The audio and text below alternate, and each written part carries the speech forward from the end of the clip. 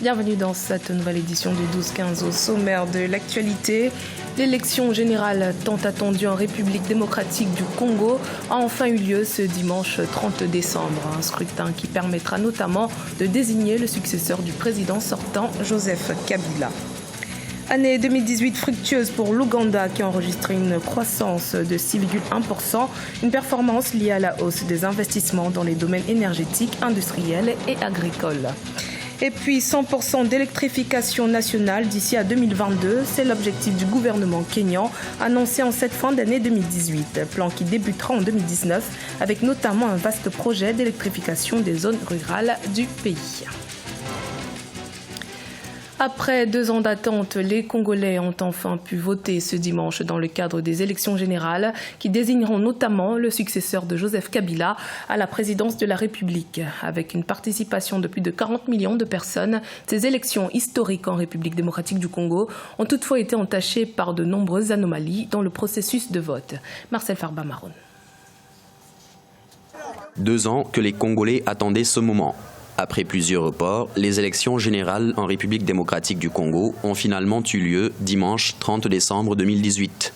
Plus de 40 millions d'électeurs étaient appelés aux urnes pour notamment élire le successeur du président sortant Joseph Kabila, dont la Constitution ne permet plus de briguer un autre mandat. Si des contestations provenant de certains candidats qui indexent l'organisation de ces élections se sont multipliées, des retards ont été notés dans plusieurs bureaux de vote, empêchant même certains électeurs de voter. On va encore aller à l'autre école, à l'Institut. Je suis allé là-bas, il n'y a pas de nom. Mais ça, c'est quel genre d'élection? Corneille Nangaa, qu'est-ce que vous voulez de nous? Tu ne veux pas qu'on vote nos candidats ou quoi? Ces manquements n'ont toutefois pas eu d'impact sur le vote d'autres citoyens congolais. Ici, dans un bureau de vote de Kinshasa, l'on se réjouit d'avoir accompli son devoir civique grâce à une machine à voter jugée satisfaisante. Je ne peux pas y croire. J'ai finalement voté. Je suis tellement heureux d'avoir voté. Tout s'est bien passé pour moi. Je n'ai aucun problème. La machine à voter a bien fonctionné.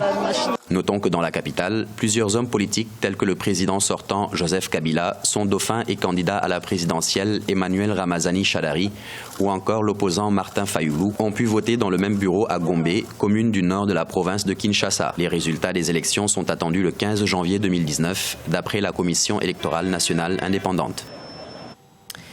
Au Congo-Brazzaville voisin, le président Denis Sassou Nguesso s'engage à lutter contre la corruption, un fléau qui gangrène l'économie du pays. Ainsi, dans son discours à la nation samedi 29 décembre, le président a annoncé la création d'une autorité de lutte contre la corruption. On l'écoute. Face aux délits économiques, quels qu'ils soient, il n'y aura ni menu fretin, ni gros poisson.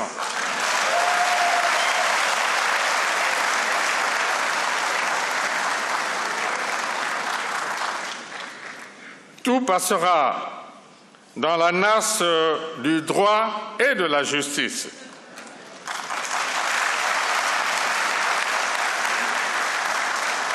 Seule prévaudra la loi. Qu'il plaise aussi de rappeler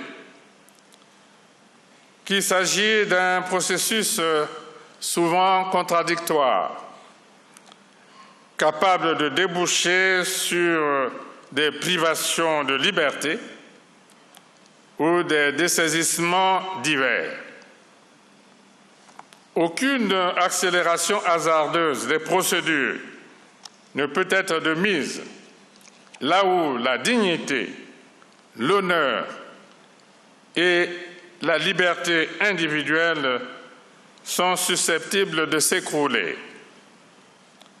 L'agenda judiciaire s'exercera en toute indépendance. Les services habilités sont à pied d'œuvre. L'instruction des dossiers suit son cours. En cette fin d'année, l'heure est au bilan. Au Gabon, 2018 aura été marqué par la pression des mesures d'austérité mises en place pour relever les finances publiques. Ces mesures devraient se poursuivre en 2019 et ce dans un contexte où une frange de la population continue de s'interroger sur la faculté du président Ali Bongo Ondimba à gouverner. Nathalie Mo. Le Gabon a connu une année 2018 traversée par des zones de turbulence politique, économique et sociale. Sur le plan strictement politique, le président Ali Bongo Ondimba séjourne depuis le 29 novembre 2018 à Rabat au Maroc pour des raisons médicales. Sa longue situation de santé précaire hors du pays a été interprétée par les membres de l'opposition comme une inaptitude à exercer le pouvoir. Ces derniers ont d'ailleurs appelé au constat de la vacance du pouvoir dans le pays. La Constitution ne prévoit pas, pour le cas d'une disponibilité temporaire, c'est-à-dire si le président est malade, quelle est la durée donc qui peut être acceptée. C'est d'ailleurs pour cette raison-là que les opposants, l'opposition gabonaise a demandé qu'une commission soit mise en place composée de médecins pour aller constater la situation exacte du chef de l'État. Hospitalisé à Riyad, en Arabie Saoudite, suite à un accident vasculaire cérébral en octobre 2018, le président Bongo reste officiellement le dirigeant d'un Gabon soumis sur le plan économique à des mesures d'austérité fermes. Entre réduction de 10% de la masse salariale, contrôle des effectifs au sein de la fonction publique et réduction du train de vie de l'État, le Gabon a tenté en 2018 de s'affranchir de la fluctuation des cours du baril de pétrole. Le groupe de l'opposition juge ces mesures insuffisantes pour résorber le déficit budgétaire. De son côté, la Cour constitutionnelle a annulé plusieurs de ces mesures qu'elle juge illégales. Les nouveaux aléas ont tout simplement compromis les objectifs que s'était assigné l'État gabonais. Face à la conjoncture économique, le Gabon a adopté un budget en baisse de 3,8% en 2019. Le pays, engagé dans la diversification de son économie, mise désormais sur le bois et l'huile de palme pour accroître ses revenus à l'export. L'Ouganda en marche vers son développement économique. 2018 aura été une bonne année pour le pays qui enregistra un taux de croissance de 6,1%. Performance liée notamment aux investissements dans les domaines énergétiques, industriels et agricoles. Toutefois, avec un budget en hausse, le pays doit renforcer sa fiscalité. Les précisions de Nathalie Mo. Au cours de l'année 2018, l'Ouganda a connu un bond économique considérable. Le taux de croissance s'est établi à 6,1%, soit 3,9% de plus qu'en 2017. Pour accroître de 30% la contribution du secteur secondaire au PIB, le pays s'est doté d'une nouvelle politique industrielle en novembre 2018. Seulement, l'imposition d'une taxe de 0,5% sur les retraits d'argent mobile a ralenti l'activité économique, notamment en matière de paiement de microcrédits agricoles. Il faut dire que l'impact attendu à travers la nouvelle politique industrielle est le développement de l'agro-industrie. Cela permettra aux populations de s'approvisionner localement et à faible coût. En Ouganda, l'instauration d'une taxe sur l'utilisation des réseaux sociaux a été à l'origine de la montée au créneau de Robert Kyagulanyi. Le député et chanteur ougandais, encore appelé Bobby Wine, a considéré cette taxe comme une entrave à la liberté d'expression. D'ailleurs, son inculpation pour trahison a conforté l'analyse des observateurs dans cette perspective. Ce n'est pas bon pour la liberté d'expression ni pour l'inclusion sociale pour des populations qui sont tenues à l'écart de bon nombre d'opportunités dans un contexte où on met sur pied une économie de plus en plus connectée. L'Ouganda prépare activement les élections générales de 2021. Dans cette perspective, le budget de l'exercice 2019-2020 devrait s'élever à 33 144,9 milliards de shillings, soit une hausse de 779,4 milliards de shillings par rapport à l'exercice en cours. Le gouvernement du Kenya ambitionne d'atteindre un taux d'électrification nationale de 100% d'ici à 2022 contre environ 75% actuellement. Pour ce faire, l'année 2019 sera une année énergétique avec des projets importants, notamment l'élaboration d'un plan stratégique d'électrification de 30 villages dans le sud-ouest du pays. Les précisions avec Siamlo Victoria Seji.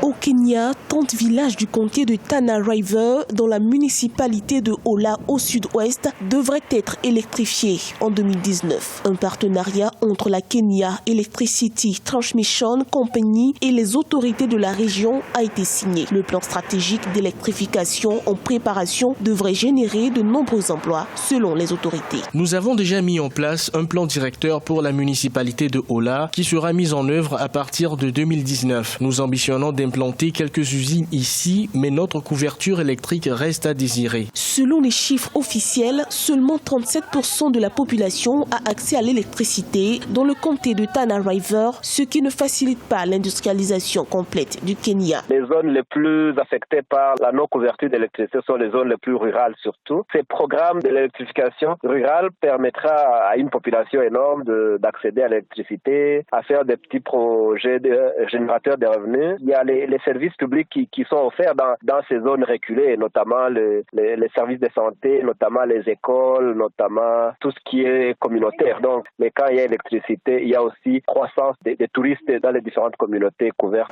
Dans le cadre de ce plan, les autorités ont aussi annoncé que 2 stations électriques reliant la municipalité de Ola à celle de Boura, également située dans le sud-ouest, seront érigées. À noter que le taux d'électrification national actuel au Kenya voisine 75%. Les autorités visent l'électricité pour tous d'ici à 2022. C'était le journal de la rédaction. Merci de votre fidélité. Dans un instant, une nouvelle édition de l'actualité sur Africa 24.